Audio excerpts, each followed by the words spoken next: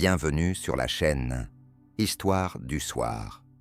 Ici, nous plongeons dans le passé pour que vous vous endormiez facilement et utilement. N'oubliez pas de vous abonner et de mettre un like tout de suite, car à la fin de la leçon, vous serez profondément endormi. Fermez les yeux, l'histoire commence déjà. Aujourd'hui, nous allons plonger dans des mystères historiques pour lesquels il n'y a toujours pas de réponse. Beaucoup d'entre eux ont servi de base à des théories du complot. Mais comme on dit, il n'y a pas de fumée sans feu. Au cœur de chaque histoire se trouvent des faits et des découvertes historiques réelles. Aujourd'hui, nous allons examiner ce qui est vrai et ce qui est fiction dans ces mystères connus. Et nous commencerons par l'histoire de la planète Niru.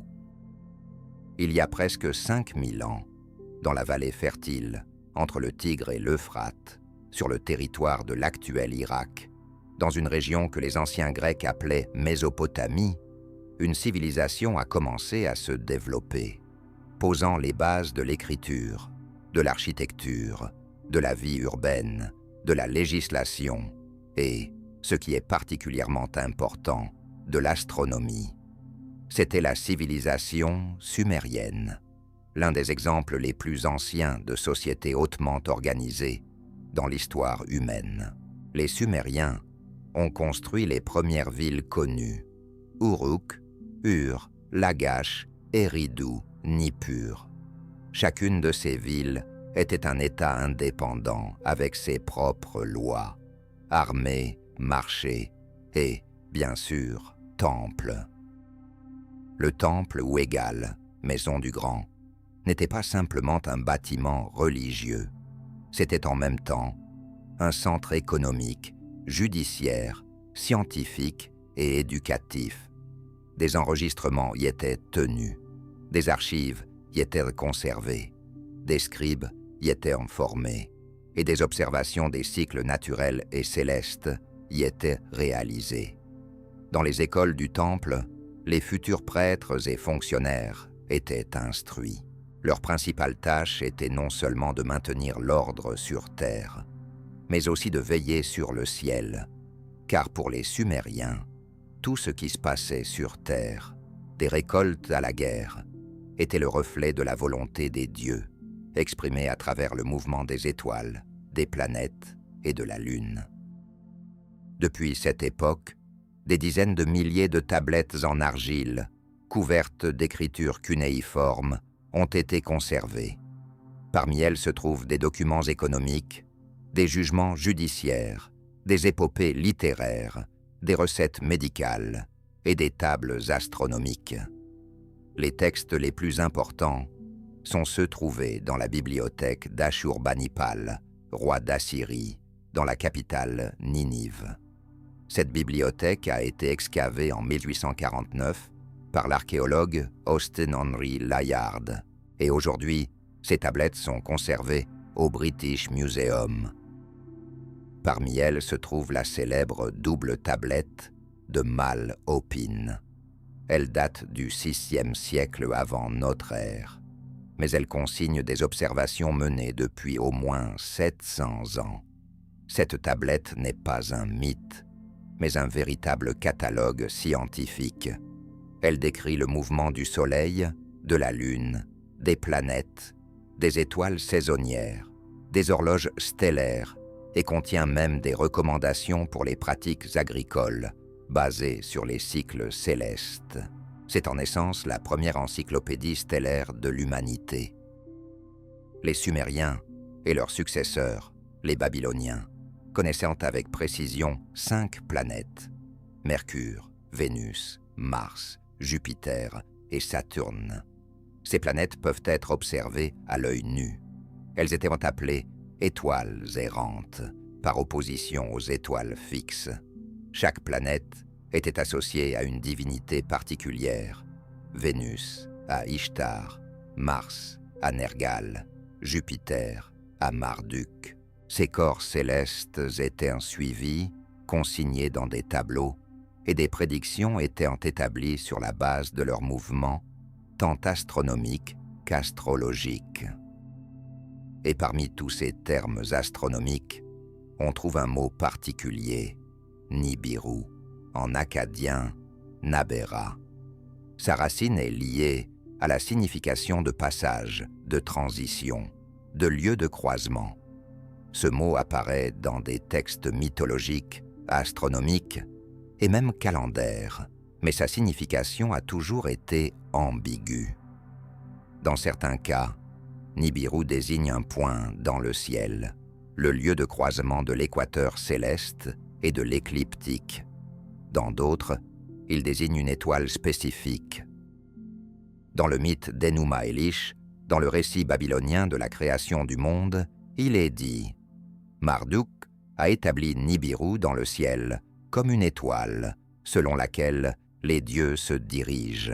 Elle surveille les chemins des corps célestes, afin qu'ils ne déviennent pas de leur course. » Dans d'autres textes, Nibiru est associé à Jupiter, notamment lors de ses culminations, lorsqu'il est au plus haut, au-dessus de l'horizon.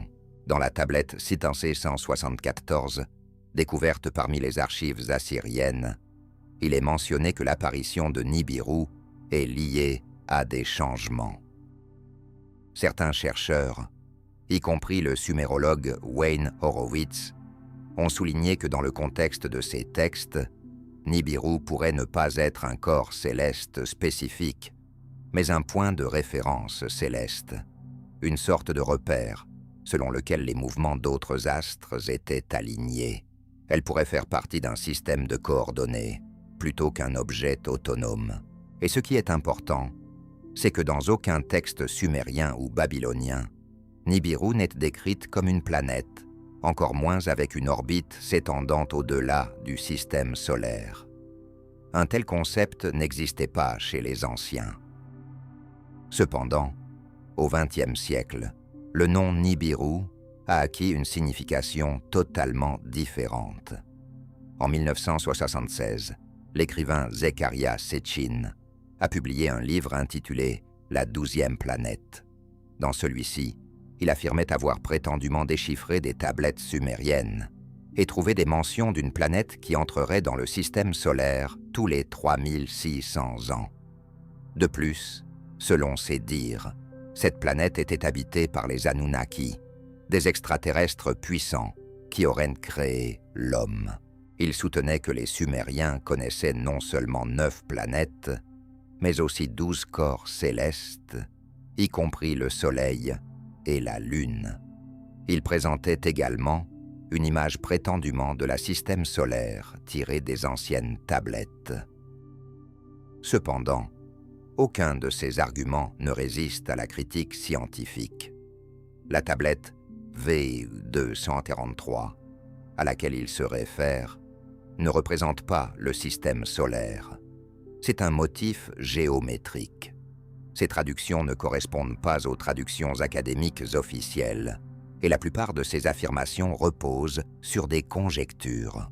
Des sémiologues, des philologues et des archéologues, y compris William Hale, Robert Simpson et Michael Heiser, ont examiné en détail les travaux de Sitchin et ont conclu: ce n'est ni de l'histoire, ni de la linguistique, ni de l'archéologie, c'est de la pseudoscience. Malgré cela, ces livres sont devenus populaires. L'idée de la planète Nibiru a pénétré la culture de masse et, au début des années 2000, a commencé à se répandre activement sur Internet. Avant 2012, le mythe de Nibiru a refait surface, associé à des interprétations erronées du calendrier maya. Cela a engendré une vague massive d'anxiété. Nibiru a été qualifié de planète de l'Apocalypse. Cette histoire est devenue si bruyante que la NASA a publié un démenti officiel expliquant « Aucune planète avec de tels paramètres n'est détectée, observée ou n'existe ». Cependant, presque à la même époque, une autre idée est apparue dans l'astronomie réelle. En 2016, les scientifiques Michael Brown et Konstantin Batygjan ont publié des calculs mathématiques selon lesquelles une massive 9e planète pourrait se trouver quelque part au-delà de l'orbite de Neptune. Elle n'a pas été observée directement, mais son existence est supposée en raison des anomalies dans le mouvement des objets transneptuniens. Cette planète hypothétique a reçu le nom conditionnel de planète d'En, et malgré la coïncidence apparente, elle n'a aucun lien avec Nibiru. Ainsi, nous nous retrouvons face à deux réalités. La première est scientifique, découvertes archéologiques, textes, observations, contexte historique. La seconde est culturelle, mythe, fantasme, version populaire, sans confirmation. Mais une chose est importante. Les Sumériens ont effectivement étudié les étoiles avec attention et précision. Ils cherchaient dans le ciel des régularités, des rythmes, des signes. Leurs observations ont constitué la base de toute l'astronomie ultérieure. Et même si Nibiru n'a jamais été une planète, son nom est devenu un symbole, le symbole de l'aspiration humaine, au mystère, à l'explication de l'inconnu. Et peut-être est-ce justement pour cela qu'encore, à travers les millénaires, nous continuons à nous interroger sur ce que les Sumériens ont réellement vu dans le ciel nocturne. Nous venons de parler de Nibiru, une image céleste qui est devenue le symbole de l'aspiration humaine au mystère. Mais les énigmes ne se trouvent pas seulement dans les étoiles. Certaines d'entre elles se cachent juste sous nos pieds, dans la neige, parmi les montagnes et les arbres silencieux. Des mystères qui sont trop matériels pour être des fictions et trop illogiques pour être expliqués. Une de ces histoires s'est produite en 1959 dans l'Oural du Nord. Un groupe de touristes, composé de 9 personnes, est parti en randonnée et n'est pas revenu. Leur tente a été retrouvée déchirée. Certains corps étaient sans vêtements, présentant des blessures étranges. Des traces de radiation ont été trouvées sur les vêtements. L'enquête a duré 3 mois. Le résultat, une force irrésistible et une décennie de silence. C'est une histoire où presque tout est officiellement documenté, mais où presque rien n'est expliqué. Maintenant, nous allons examiner qui étaient ces personnes. Que leur est-il arrivé et pourquoi, plus de 60 ans plus tard, ne savons-nous toujours pas ce qui s'est réellement passé au col de Dyatlov? Les membres de ce groupe n'étaient pas des touristes occasionnels. Ce étaient des personnes préparées et expérimentées, ayant participé à plusieurs randonnées. Tous venaient de l'Institut Polytechnique de l'Oural. Ils avaient entre 20 et 27 ans.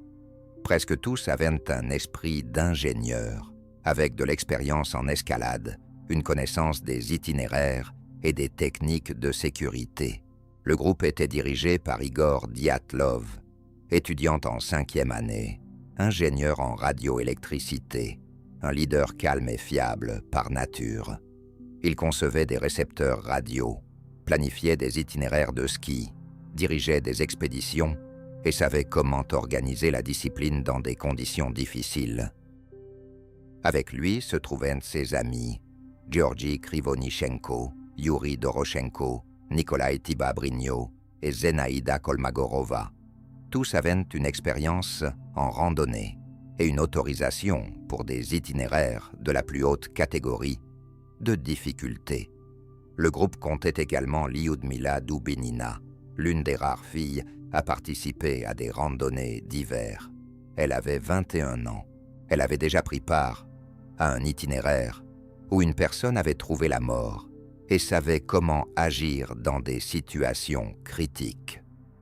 L'un des plus âgés du groupe, Semyon Zolotaryov, était un nouvel arrivant, ayant rejoint le groupe à la dernière minute, à l'âge de 37 ans.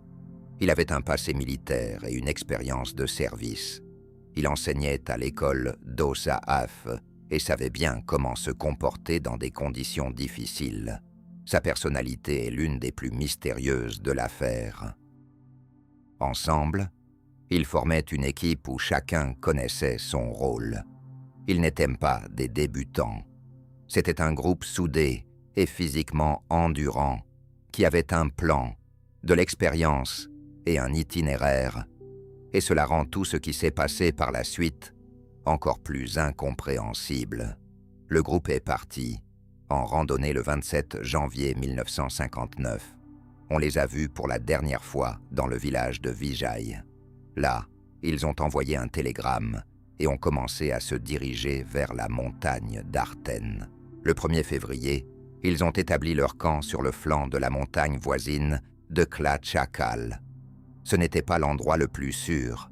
Un flanc ouvert, un vent fort, mais apparemment, ils n'ont pas eu le temps de descendre plus bas avant la nuit. Après cela, le silence. Ils devaient établir un contact le 12 février, mais rien n'est arrivé. L'opération de recherche a commencé le 20 février. Le 26, la tente a été retrouvée, installée en pente et partiellement ensevelie sous la neige. Elle avait été découpée de l'intérieur. À l'intérieur, il restait des vêtements chauds, de la nourriture, des documents, une hache et des chaussures. Des traces menant de la tente descendaient vers la forêt. Certains étaient pieds nus, d'autres ne portaient que des chaussettes, marchant dans un froid de moins 30 degrés. Quelques jours plus tard, les corps ont été retrouvés. Les 5 premiers étaient plus près de la forêt. 2 étaient près du feu, 3 sur le chemin du retour vers la tente. Les 4 autres n'ont été découverts qu'en mai, sous la neige, dans un ravin plus profond dans la forêt. Ils étaient moins bien habillés, mais avaient subi les blessures les plus graves. Lyudmila Dubinina avait de multiples fractures des côtes, des lésions des tissus mous, et sa langue était absente. Semyon Zolotaryov avait la cage thoracique détruite. Nikolai Tiba-Brigno avait subi un violent coup à la tête. Les experts ont noté que de telles blessures ne pouvaient être causées que par une force élevée, mais sans dommages externes visibles, comme lors d'une explosion ou d'une chute de grande hauteur. Des traces de radiation ont été trouvées sur les vêtements de Krivonichenko et Zolotaryov. Le niveau dépassait de 2 à 3 fois le fond naturel. La source n'a pas été identifiée. Plus tard, cela a été expliqué par le fait que Krivonichenko avait précédemment travaillé sur un site nucléaire à Tcheliabinsk 40, mais cela n'est qu'une des hypothèses. Personne d'autre n'avait de radiation.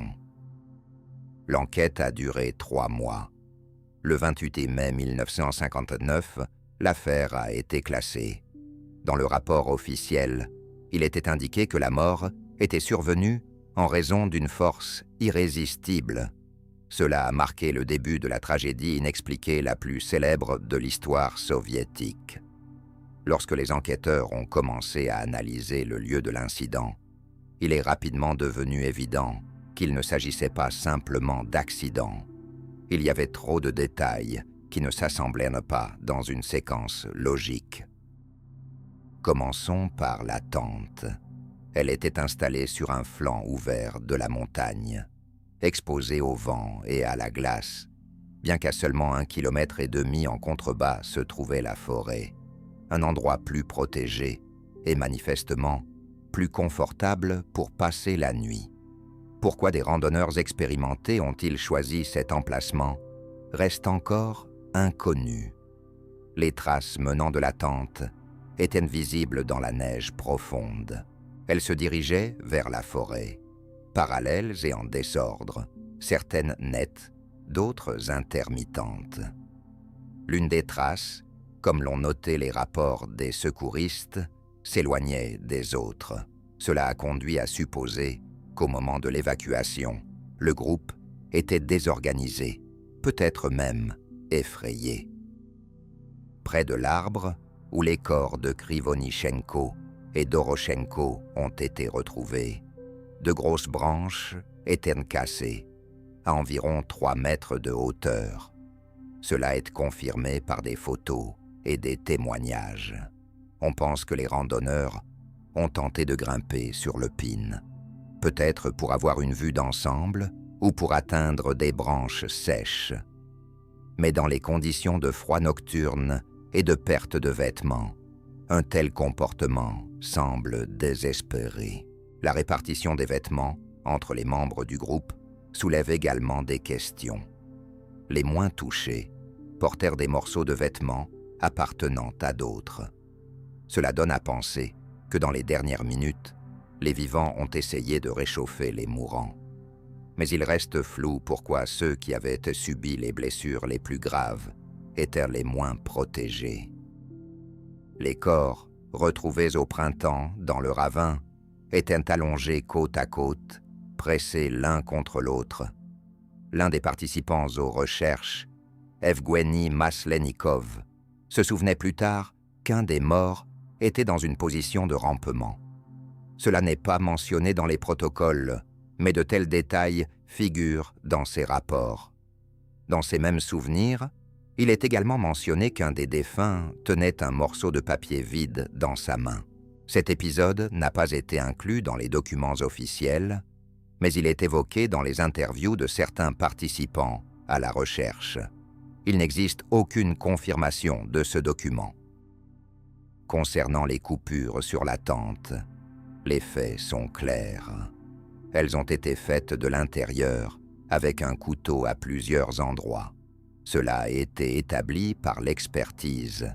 Cependant, dans les souvenirs non officiels d'un des participants à la recherche, Mikhail Sharavin, il est affirmé que la tente semblait avoir été tendue à nouveau. Il pensait qu'elle avait pu être installée par quelqu'un après l'incident. Cette hypothèse n'a pas été reflétée dans les documents de l'affaire, mais elle a été discutée parmi les chercheurs. Parmi les effets personnels du groupe, un appareil photo a été trouvé, qui n'était officiellement pas attribué aux participants. Il contenait un film exposé, une image, plus tard appelée image numéro 33, montrait plusieurs bandes lumineuses se croisant. Il existe de nombreuses hypothèses sur ce que cela pourrait être. De l'exposition à un effet optique. Aucune d'entre elles n'a reçu de confirmation définitive. Tous ces éléments ne sont pas fictifs. Une partie d'entre eux est documentée officiellement, tandis qu'une autre repose sur des souvenirs et des rapports des secouristes.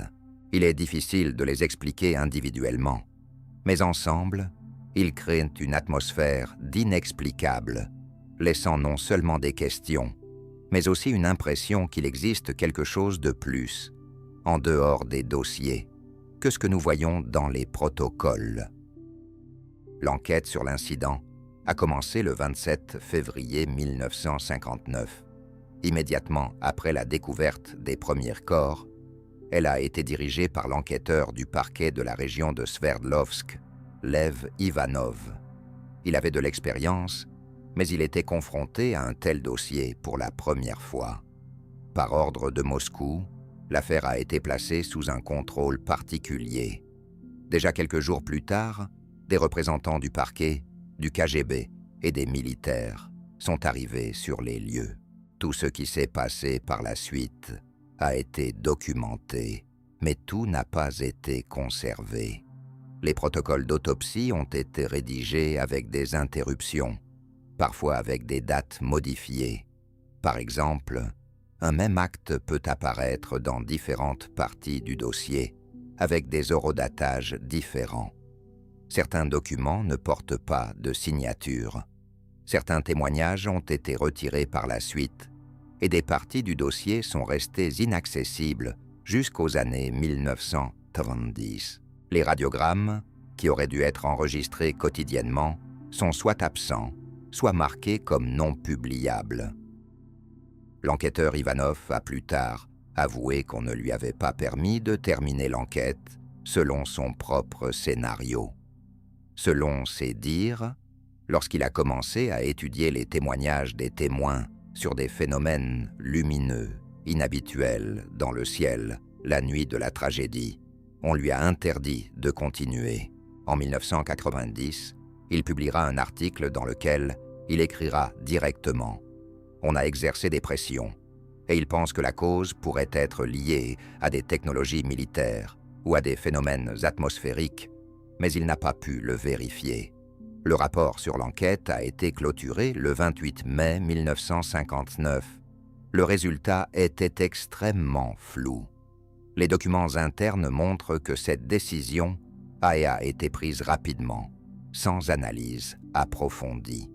Aucun des experts n'a été convoqué à nouveau. Les protocoles des examens répétés des corps, qui auraient pu fournir plus d'informations, n'ont pas été réalisés. Après la clôture de l'affaire, la région a été temporairement fermée aux touristes.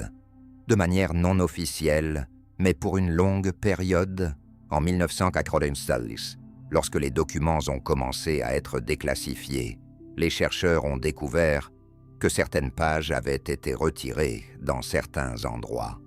Les dossiers ont été reliés de manière désordonnée. À plusieurs endroits, des numéros ont été ajoutés qui n'étaient pas présents dans les versions précédentes du dossier. Tout cela indique que l'affaire a été modifiée, peut-être pour des raisons idéologiques, peut-être pour des raisons de secret d'État. Lorsque l'enquête officielle n'a pas donné de réponse claire, de nombreuses hypothèses ont émergé. Certaines étaient franchement fantastiques, mais d'autres étaient basées sur des faits, bien que ceux-ci ne soient pas complets. L'une des hypothèses les plus persistantes est celle des essais d'armement. En février 1959, il est en effet possible que des expériences militaires secrètes aient eu lieu dans la région des Urals du Nord. Cela est indiqué par plusieurs coïncidences. Tout d'abord, des survols de missiles 12 ont été signalés dans la région d'Ivdel et du village de Vizaj. Deuxièmement, au cours du même mois, des habitants locaux ont rapporté avoir observé des phénomènes lumineux brillants dans le ciel, ressemblant à des éclairs. Ils étaient décrits comme des boules de feu se déplaçant à grande vitesse. Dans les documents obtenus dans les années 1990, il existe des informations sur des essais de mines parachutistes, des munitions qui ne laissent pas de cratères, mais créent une forte onde de choc. Une telle onde aurait pu causer des blessures similaires à celles subies par Dubinina et Zolotaryov, des dommages internes sans blessures externes. Le comportement du groupe plaide également en faveur de cette hypothèse. S'ils ont entendu ou vu quelque chose de menaçant, ils ont pu quitter la tente en hâte, sans mettre leurs vêtements. Une autre hypothèse est celle de l'infrason. Il s'agit d'un phénomène physique où certaines fréquences provoquent chez l'homme une sensation d'anxiété, de désorientation et de panique. Les chercheurs ont proposé cette hypothèse. La combinaison du relief de la montagne Kolachakl et des vents forts aurait pu provoquer une résonance infrasonique.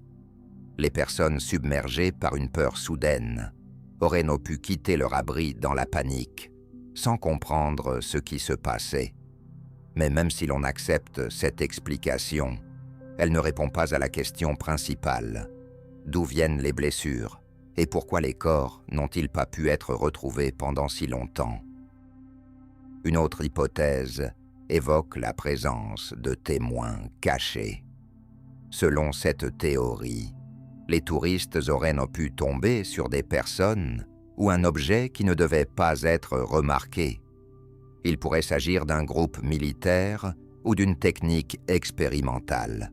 Cela expliquerait les possibles interférences dans les documents de l'affaire, l'absence de certains protocoles et les modifications dans les enregistrements. Cependant, comme pour de nombreuses hypothèses similaires, il n'y a pas de preuves directes, seulement des indices indirects. Il existe également des hypothèses liées à une erreur du système. Par exemple, il se pourrait que les corps aient été retrouvés plus tôt que ce qui est indiqué, mais qu'ils aient été temporairement emmenés pour expertise ou vérification interne. Cela expliquerait les incohérences dans les dates, la confusion dans les protocoles et la position étrange des corps.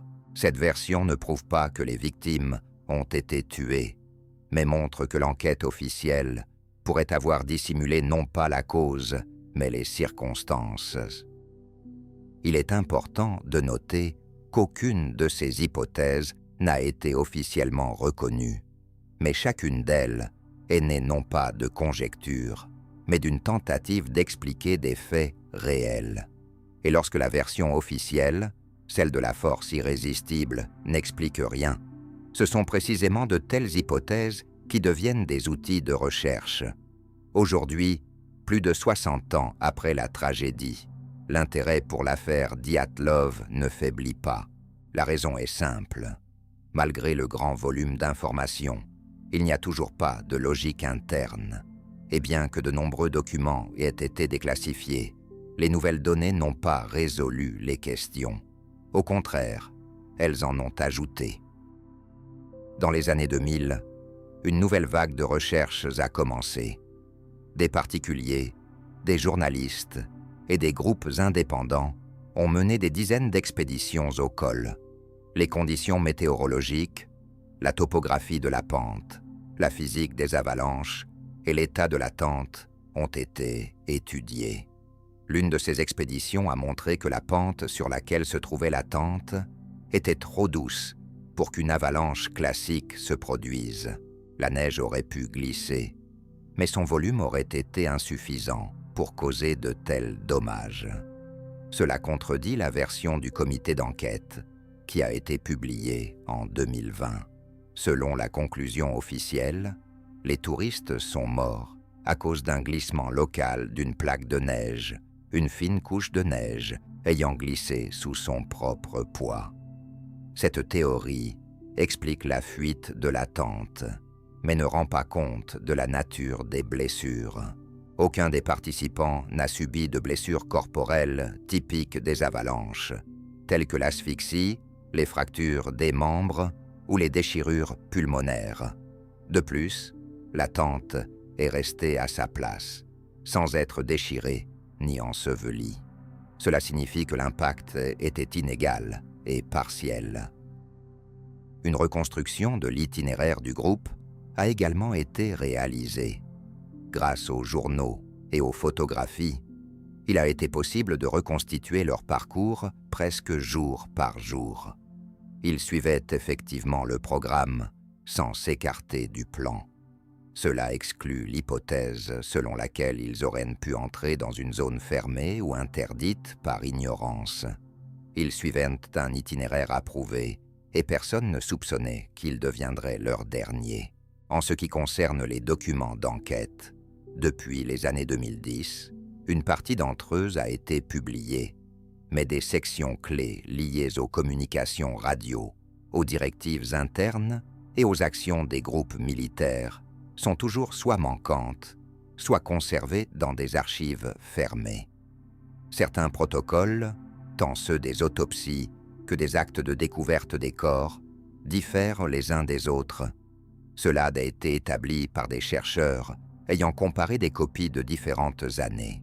De telles divergences ne pouvaient pas être accidentelles.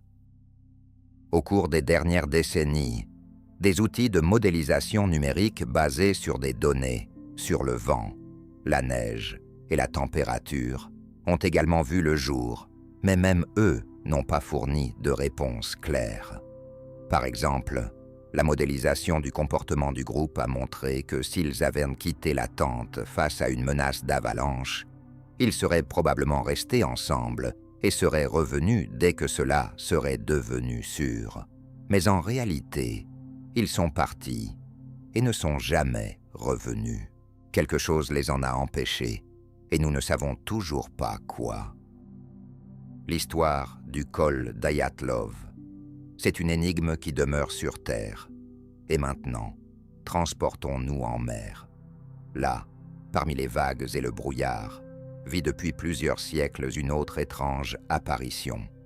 Un navire qui ne devrait pas exister. On l'appelle le vieux Hollandais. Et plus on en parle, moins il est clair ce qui dans cette légende est fiction et ce qui est une peur vécue.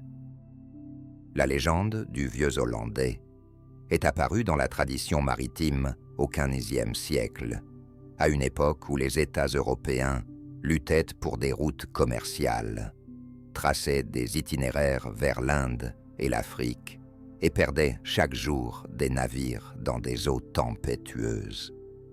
L'expression même « vieux Hollandais » est mentionnée pour la première fois dans des sources anglophones dans les années 1787. Mais par sa structure et son contenu, l'histoire est beaucoup plus ancienne. Le nom renvoie aux marins hollandais, parmi les plus expérimentés et en même temps les plus superstitieux de leur époque. Au XVe siècle, les Pays-Bas étaient une puissance maritime, avec une flotte puissante et un commerce actif. C'est par leur intermédiaire, selon les chercheurs, que l'image a pénétré dans la tradition anglaise, d'où elle s'est répandue dans le monde. Les premiers récits d'un étrange navire qui apparaît soudainement, navigue contre le vent et disparaît dans le brouillard, ont commencé à être consignés par des marins passant près du cap de Bonne-Espérance, l'un des segments les plus difficiles et dangereux de la route maritime entre l'Europe et l'Inde. Ce cap a été considéré depuis l'Antiquité comme la frontière entre les océans, et c'est là que le vieux Hollandais a été le plus souvent aperçu. D'après les enregistrements, les marins ne considéraient pas cela comme une fiction. Ils le mentionnaient comme un présage de malheur. Si tu voyais le vieux Hollandais, attends-toi à une tempête, une avarie, une maladie ou la mort au sein de l'équipage. Il n'attaque pas, il passe simplement avec des voiles remplies d'un vent qui n'existe pas. Certaines sources relient l'origine de la légende à l'image d'un capitaine ayant enfreint des lois divines ou maritimes. Certains pensent qu'il s'agissait d'une malédiction pour meurtre, d'autres pour un serment blasphématoire. Mais dans les premiers récits, le nom du capitaine n'était pas mentionné. Cela sera ajouté plus tard, lorsque l'histoire prendra la forme d'un récit littéraire. La version la plus connue de la légende du vieux Hollandais s'est formée vers le XVIIe siècle. Au centre de cette histoire se trouve un capitaine nommé Van der Daan. Il était hollandais, naviguait sur un navire marchand en provenance des Indes orientales et, en route vers l'Europe, tenta de contourner le cap de Bonne-Espérance. Une tempête se leva. Le vent brisait les mâts, les vagues frappaient le pont. L'équipage demandait de faire demi-tour, mais le capitaine refusa. Selon la légende, à ce moment-là, il cria « Je contournerai ce cap, même si je suis condamné à errer éternellement. » Et c'est cette phrase qui devint son arrêt de mort. La mer ne pardonne pas cela. La tempête ne se calma pas, et le navire disparut. Depuis lors, il semble être coincé entre les mondes et continue de naviguer sur les vagues sans jamais s'approcher d'aucune rive. Il est condamné à errer éternellement, tout comme son équipage. Selon le mythe, parfois le vieux Hollandais tente de transmettre des lettres aux vivants. Les marins voient une chaloupe descendre de son bord avec un rameur mort. Ceux qui prennent la lettre meurent bientôt. Parfois, il est simplement aperçu au loin. Un vieux navire avec des voiles usées, parfois lumineux, et presque toujours lors d'une tempête précédant un désastre. L'origine de cette histoire est incertaine. Certains chercheurs estiment que l'image de Van der Deeken pourrait avoir été inspirée par un capitaine réel, mort près du Cap au XVe siècle, mais son nom n'apparaît dans aucune source. Dans d'autres versions, le capitaine n'est pas hollandais, mais écossais, anglais ou même espagnol. Cependant, le nom hollandais s'est imposé, peut-être parce qu'à cette époque, les Hollandais étaient réputés pour leur obstination en mer et leur bravoure frôlant la folie. Si l'on met le mythe de côté et qu'on se tourne vers l'histoire, on constate que des mentions du vieux Hollandais apparaissaient effectivement non seulement dans les récits au coin du feu, mais aussi dans des journaux maritimes officiels. Le plus ancien témoignage, écrit connu, date de 1796. À cette époque, des marins britanniques naviguant dans l'Atlantique Sud notèrent dans leur journal de bord qu'ils avaient observé dans la brume nocturne un navire naviguant contre le vent. Il disparut soudainement, sans un bruit. Personne n'osa expliquer ce qu'ils avaient vu. Le cas le plus célèbre s'est produit en 1881, lorsque le vieux Hollandais aurait été aperçu par des officiers de la marine britannique, y compris le futur roi George Ier, alors prince. Selon le rapport, à l'aube, l'un des marins vit un navire fantôme dans une lumière écarlate et périt peu après dans un accident. Une mention de cet événement figure dans le journal du navire Bocantyr. Ce qu'ils ont réellement vu reste flou à ce jour. De tels rapports ont été plus d'une dizaine. Tous provenaient du sud du cap de Bonne-Espérance, dans l'Atlantique Sud ou de la côte australienne. Le caractère des descriptions a presque toujours été le même. Un vieux voilier, une étrange lueur, un mouvement contre le vent et un sentiment d'inquiétude chez les témoins. Les scientifiques ont tenté d'expliquer ce phénomène. La version la plus répandue est celle du mirage, connue sous le nom de Fata Morgana. Dans des conditions particulières, l'air au-dessus de l'eau peut créer un reflet déformé d'objets situés au-delà de l'horizon.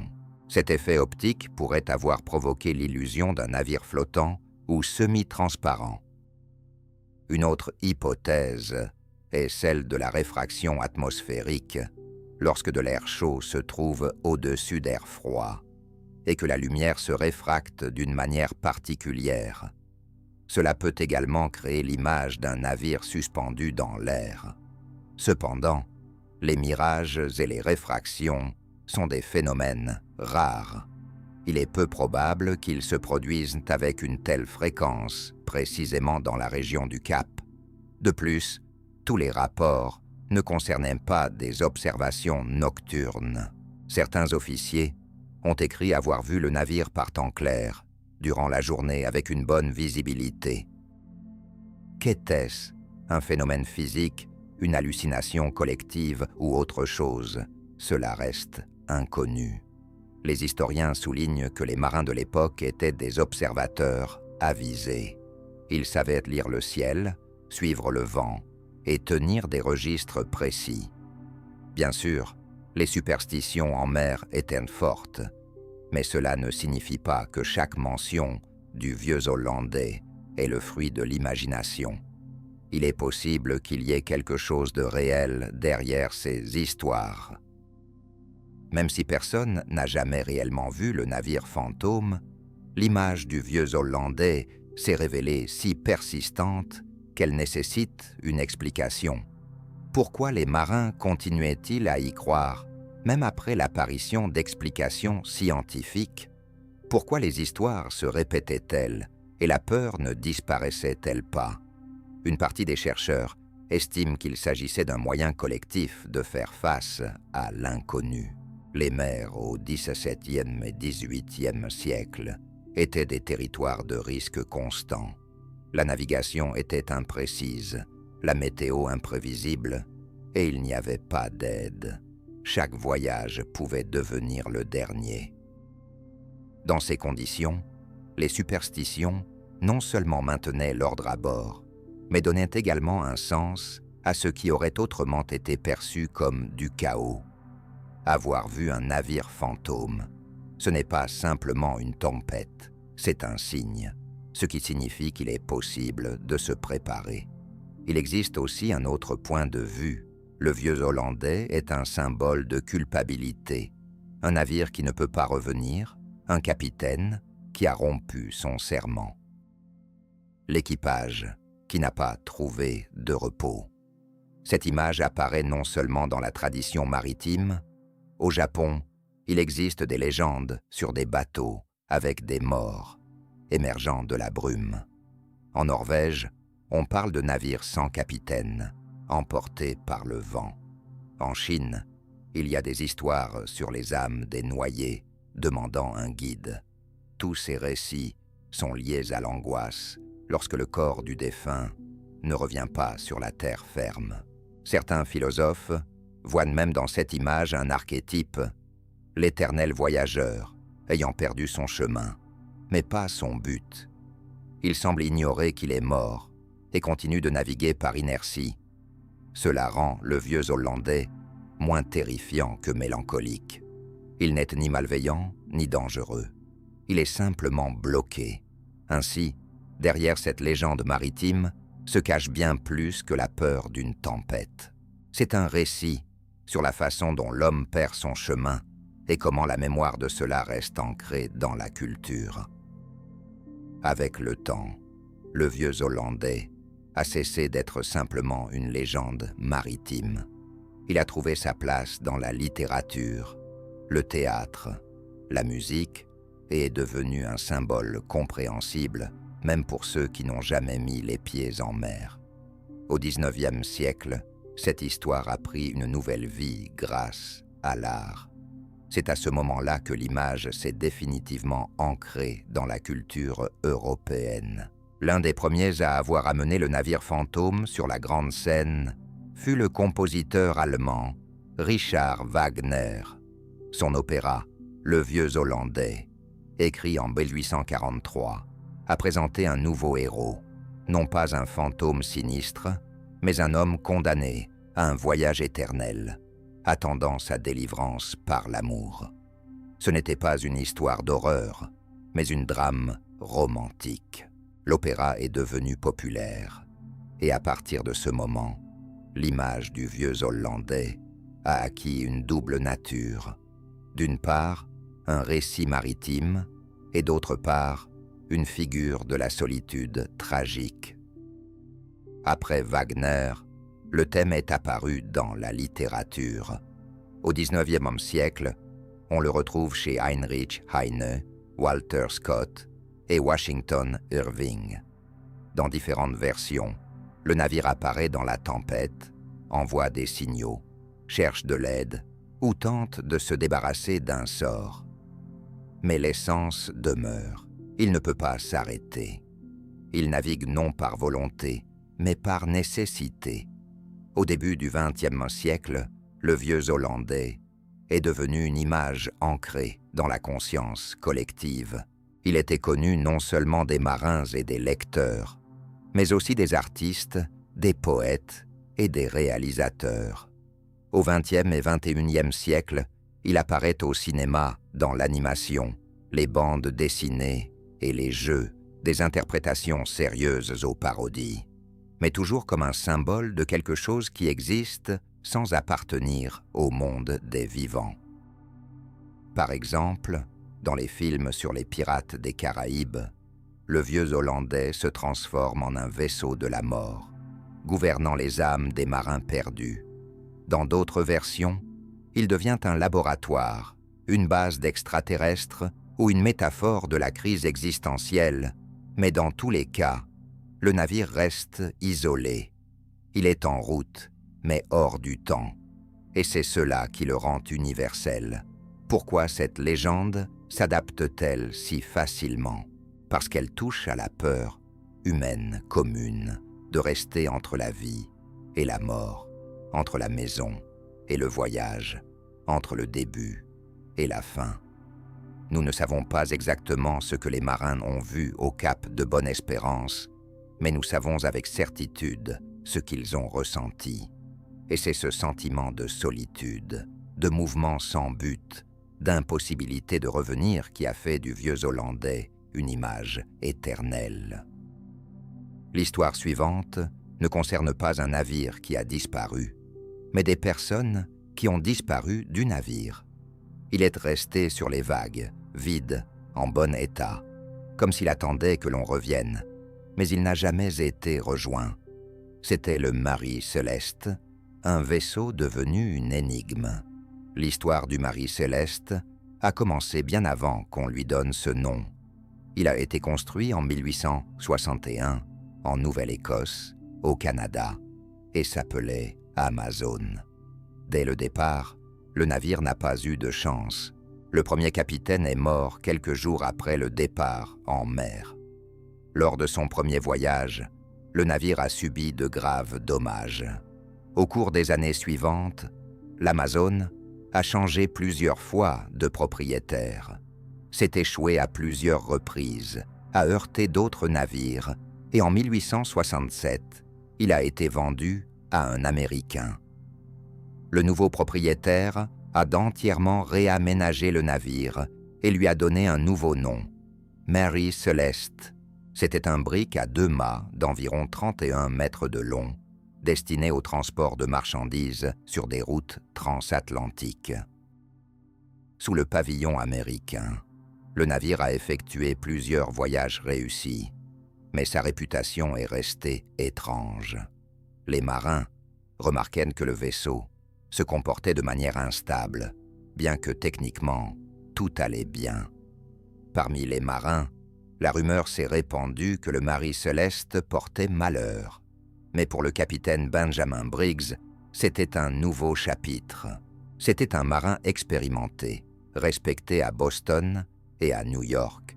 Et en 1872, il a accepté de prendre le commandement de ce navire.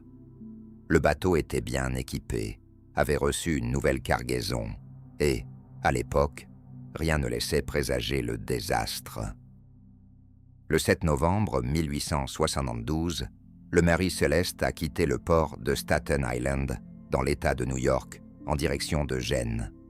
À bord se trouvait une cargaison d'environ 1700 barils d'alcool dénaturé, destinés à un usage industriel.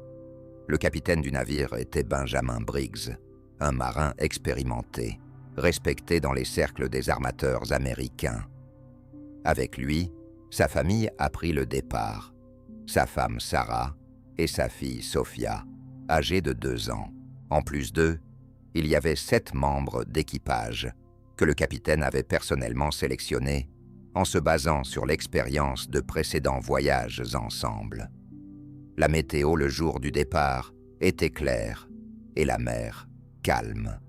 Le navire a quitté le port en bon état technique, approvisionné en nourriture, en eau potable et en tout le nécessaire pour la traversée transatlantique.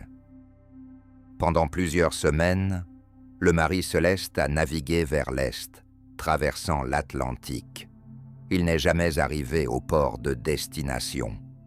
Le 4 décembre, presque un mois après son départ, le navire a été découvert, dérivant sans équipage près des îles Azores. Il naviguait sous voile sans dommages apparents, mais il n'y avait aucune personne à bord.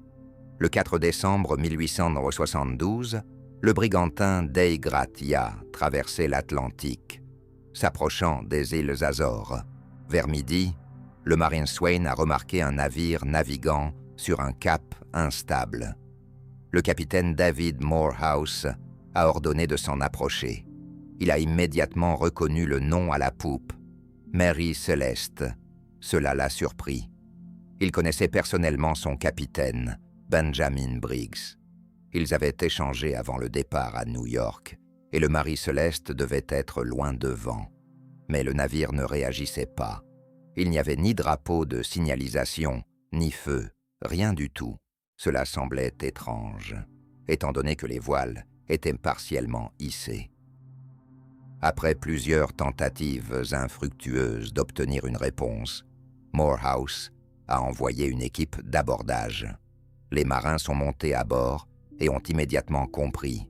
Le navire était vide. Ni capitaine, ni famille, ni équipage, ni la moindre personne. Cependant, le navire lui-même n'était pas dans un état catastrophique. On a trouvé environ 1 mètre d'eau dans la cale. Pour un vieux navire en bois, cela était considéré comme acceptable. Les voiles étaient partiellement endommagées. Un faux bord était arraché. Les écoutilles étaient entr'ouvertes et les pompes fonctionnaient. Le journal de bord dans la cabine du capitaine avait été tenu jusqu'au 25 novembre. L'entrée était normale, sans inquiétude. Elle indiquait que le navire passait près de l'île de Santa Maria. Les effets personnels étaient en place. Vêtements, bagages, même outils et provisions. Il y avait suffisamment de nourriture et d'eau pour au moins 1 mois. Cependant, le chronomètre, le sextant, les tables de navigation et le canot de sauvetage manquaient. Ces objets avaient probablement été emportés lors de l'évacuation. Il n'y avait aucun signe de lutte, de panique ou de tempête. Tout semblait indiquer que l'équipage était parti volontairement, mais n'avait laissé aucune explication. Le navire était dans un état tel qu'il a été décidé de le remorquer. Le capitaine Morehouse a ordonné de le transporter à Gibraltar pour une enquête officielle. Après l'arrivée du Marie Céleste à Gibraltar le 12 décembre 1872, une enquête officielle a été ouverte. L'examen du navire a confirmé que son état permettait de poursuivre la navigation. Parmi les cargaisons, 9 barils d'alcool industriel sur Malibu 701 avaient fui. Cependant, il n'y avait aucun signe d'intervention extérieure. Des effets personnels des membres d'équipage, y compris des vêtements et des documents, restaient à bord. Le journal du capitaine se trouvait dans la cabine et contenait la dernière entrée datée du 25 novembre, faite près des îles Azores. Il y avait suffisamment de provisions et d'eau douce à bord. Aucun signe de lutte ou de dommages accidentels n'a été trouvé.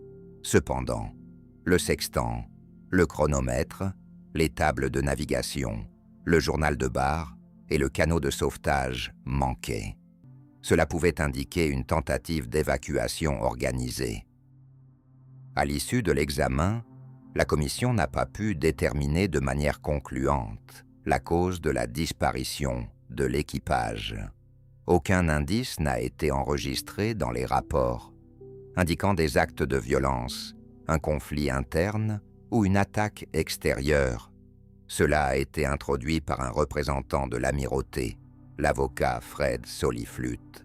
Au cours de l'enquête préliminaire, diverses hypothèses ont été examinées, y compris une attaque de pirates, une mutinerie à bord ou un abandon délibéré du navire dans le but d'obtenir une indemnisation d'assurance. L'équipage du Dei Gratia, qui a découvert le Marie Céleste et l'a amené au port, a été soumis à un interrogatoire approfondi. Dans des publications non officielles, apparues dans les journaux et dans des correspondances privées, des hypothèses supplémentaires ont été avancées, qui n'ont pas été examinées par le tribunal. L'influence des vapeurs d'alcool, une panique soudaine parmi l'équipage, une attaque de pirates ou un phénomène naturel. Cependant, ces hypothèses n'ont pas été incluses dans les documents de l'enquête. La commission a formulé la conclusion suivante. Le navire a été abandonné pour une raison inconnue, sans lien avec la violence extérieure ou un naufrage. Les audiences concernant l'affaire du Marie Céleste se sont tenues au tribunal de l'amirauté de Gibraltar en décembre 1872 et ont duré jusqu'en février de l'année suivante. Le président de la commission était déjà mentionné, Fred Soliflute, qui occupait le poste d'avocat de la couronne. Au centre des débats se trouvaient 2 questions clés. La légalité de la demande de l'équipage du Dei Gratia pour une récompense pour le sauvetage du Marie Céleste et l'établissement des circonstances de la disparition de son équipage. Les témoignages du capitaine David Morehouse et des membres de son équipe ont été jugés cohérents et logiques.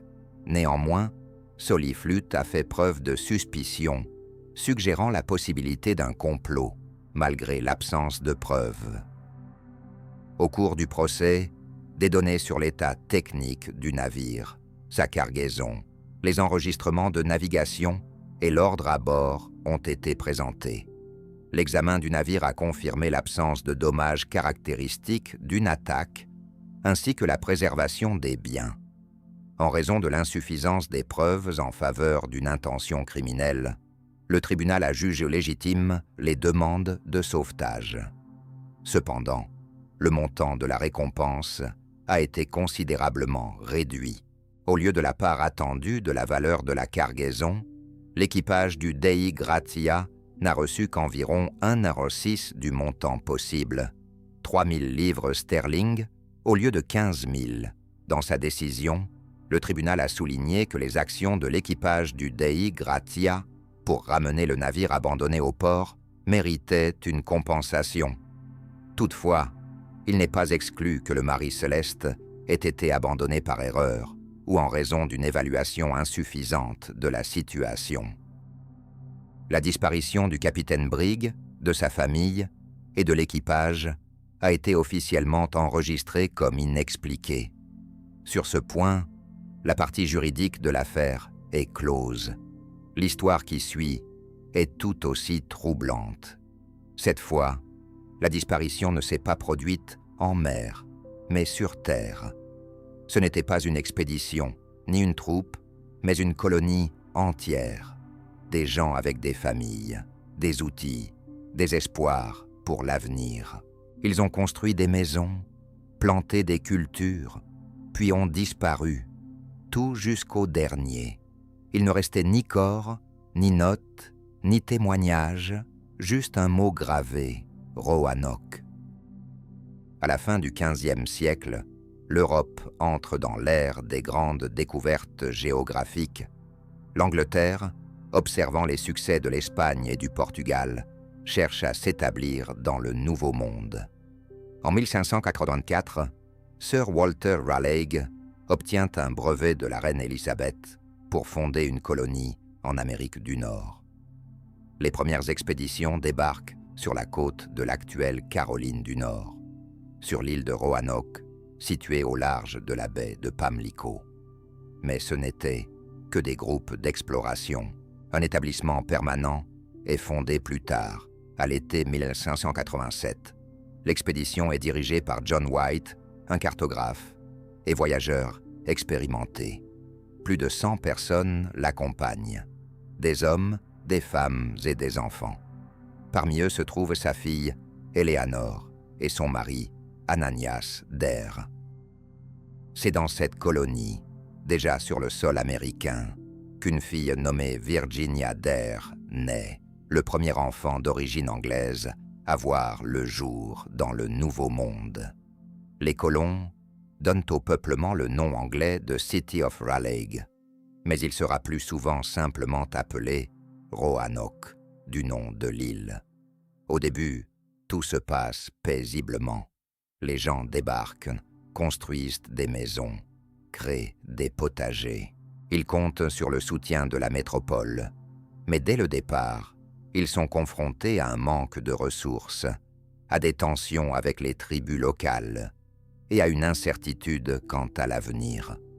C'est dans ce contexte que le gouverneur White décide de retourner en Angleterre pour rapporter des provisions, des armes et de nouvelles instructions de la couronne. Le plan était simple, revenir avec des provisions au printemps de l'année suivante. Mais à ce moment-là, l'Angleterre se préparait déjà à la guerre. La menace d'une invasion espagnole se transforme rapidement en mobilisation de toute la flotte. L'été 1588 marque le début de l'expédition de l'invincible Armada. Tous les navires disponibles, commerciaux, de fret, même privés, sont réquisitionnés pour les besoins de la défense. John White tente de quitter le pays, mais ces navires refusent soit de prendre la mer, soit sont envoyés vers d'autres missions. Ce n'est qu'après presque 3 ans, en 1590, qu'il parvient à revenir à Roanoke avec un retard qui s'avérera fatal. Le voyage a été difficile. Une partie de l'équipage a refusé de continuer. 2 fois, de fortes tempêtes se sont abattues.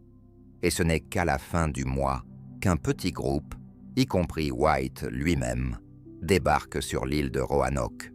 Ce qu'ils voient est inexplicable. Le peuplement est détruit, les maisons démolies, les clôtures enlevées. Il n'y a aucune trace de bataille, d'incendie ou de panique. Tout semble avoir été abandonné délibérément, mais de manière trop soignée. Les tombes que White avait laissées sur le site ont été ouvertes, probablement par des animaux. Aucun navire en vue, pas de traces de bateau, ni de son de voix. Tout ce qui reste, ce sont des gravures sur le bois. Sur un des troncs, le mot croatan est gravé. Sur un autre, un fragment de croule. Il n'y a plus de cartes, ni de journaux, ni d'inscriptions. Et surtout, il n'y a pas de croix que les colons avaient promis de laisser en cas de problème. Cette absence de signal d'alarme inquiète White. Il suppose que les colons ont pu se déplacer volontairement vers l'île voisine de Hatteras, parfois appelée Croatan, d'après le nom de la tribu locale. Cependant, la tentative d'y parvenir se solde par un échec. Une tempête oblige le navire à lever l'ancre et à quitter la côte. Il n'y aura plus d'opportunité de revenir. L'hiver approchait et les ressources de l'expédition étaient épuisées. John White ne reverra ni sa fille, ni sa petite-fille, ni quiconque parmi les restés. Cela marquera la fin de son histoire personnelle et le début de la plus célèbre énigme coloniale de l'histoire britannique. L'inscription laissée sur le bois était le seul indice. Le mot « Croatan » ne suscitait à ce moment-là ni peur ni panique chez John White. Au contraire, il indiquait une possible direction pour les recherches. Les colons avaient déjà entendu ce nom. Les Croatans étaient considérés comme relativement pacifiques et il y avait eu auparavant des tentatives de contact entre eux et les Anglais. Ce n'était pas une trace accidentelle, mais peut-être un repère convenu à l'avance. Quoi qu'il en soit, White l'a ainsi perçu. Selon les souvenirs des participants de la première expédition, on pouvait effectivement compter sur les Croatans. Contrairement aux hostiles Sicatans, ce peuple accueillait les Britanniques sans résistance ouverte. Mais la manière d'interpréter l'inscription restait floue. S'agissait-il du nom de l'île, du peuple, d'un lieu ou de quelque chose d'autre? Pas de date ni de détails. White ne pouvait pas savoir depuis combien de temps cette gravure avait été laissée ici, ni si ceux qui l'avaient réalisée étaient encore en vie. Il avait prévu de se rendre à Croatan, mais n'a pas pu. Il restait peu de nourriture et d'eau à bord. Une tempête faisait rage et l'équipage a refusé de prendre des risques. C'était la dernière tentative d'obtenir des réponses. Ni lui, ni quiconque de son époque n'atteignit l'île voisine pour vérifier son hypothèse. Après un certain temps, White retourna en Angleterre et ne lança plus jamais de nouvelles expéditions. Plus de 400 ans s'écoulèrent après la disparition de la colonie. Et pendant tout ce temps, la question de ce qui était arrivé aux habitants de Roanoke demeura ouverte. Au cours des siècles suivants, des tentatives sporadiques furent faites pour découvrir leur sort. Mais ce n'est qu'au XXe siècle que de véritables recherches scientifiques commencèrent. Les historiens s'intéressèrent particulièrement à deux axes: l'île de Roanoke elle-même, où la colonie avait disparu, et l'île de Hatteras, ce fameux Croatan, où, selon les suppositions de White, les colons auraient pu se déplacer. Dans la première moitié du XXe siècle, les archéologues commencèrent des fouilles sur les deux îles. Dans la zone supposée du peuplement à Roanoke, des vestiges de fortifications, des planches carbonisées et des fragments de vaisselle furent découverts. Tout cela date clairement du XVe siècle. Cependant, rien n'indiquait une tragédie ou une disparition violente. Aucune trace de bataille, de mortalité massive ou de destruction pouvant expliquer la disparition d'un groupe entier de personnes n'a été trouvée. Des découvertes plus intéressantes attendaient les chercheurs au sud, sur l'île de Hatteras.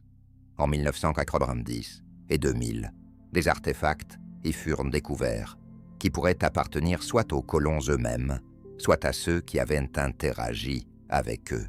Parmi les trouvailles, on trouve une bague de l'époque d'Elizabeth Prun, des outils en fer et de la céramique européenne. Certains objets étaient enterrés à une profondeur correspondant à la fin du XVe siècle.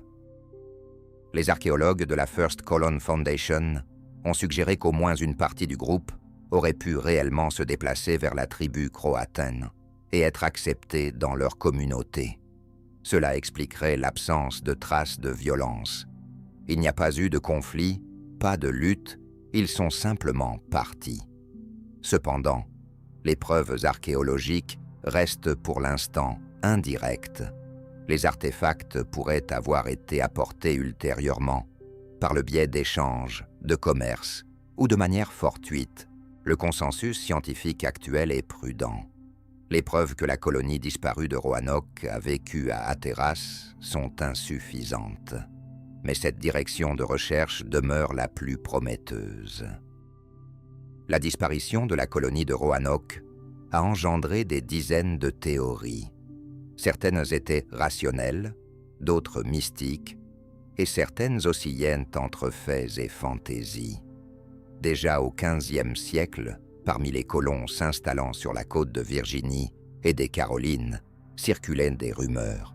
Il paraîtrait qu'au cœur du continent vivaient des Indiens aux yeux gris et à la peau claire. Ces récits ont servi de base à l'idée que les colons avaient été acceptés dans des tribus et s'étaient assimilés au fil du temps. Certains anthropologues ont même tenté de trouver chez les descendants des tribus locales des traces génétiques ou culturelles de la présence anglaise, par exemple dans la langue, l'architecture des habitations ou le mode de vie. Cependant, aucune preuve convaincante n'a encore été obtenue à cet égard. Une autre série de théories est liée à une évacuation forcée. Des pénuries d'eau douce, des récoltes médiocres ou des maladies pouvaient survenir. La colonie, coupée de toute communication avec l'Angleterre, aurait pu ne pas résister à la pression de l'environnement et quitter le peuplement par ses propres moyens.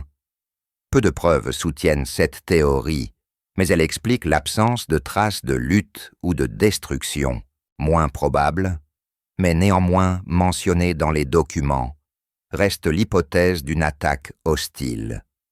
Certains historiens ont pensé que la tribu des Sicatans aurait pu attaquer les colons.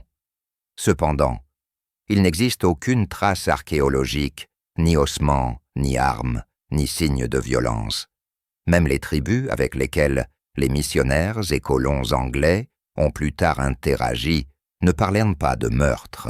Au maximum, elles mentionnaient que les Blancs pouvaient vivre parmi elles. Enfin, des idées franchement fantastiques ont commencé à émerger dans la conscience collective. La Lost Colony était décrite comme un objet de malédiction, et des théories évoquant des sacrifices rituels, des navires fantômes et un temps qui aurait emporté le peuplement faisaient leur apparition. Ces récits étaient souvent utilisés dans des romans, des films et même des émissions de télévision. La position la plus prudente des chercheurs contemporains est la suivante. Le scénario le plus probable est une assimilation partielle avec les tribus voisines, peut-être sur l'île de Hatteras ou en profondeur dans le continent. Les autres colons auraient pu mourir de maladie ou tenter de se déplacer, mais n'auraient pas survécu en raison de l'absence de restes, d'inscriptions et de sources écrites. Aucune théorie ne peut être considérée comme définitive. C'est pourquoi l'histoire de Roanoke reste non seulement un épisode de la colonisation précoce, mais aussi une véritable énigme.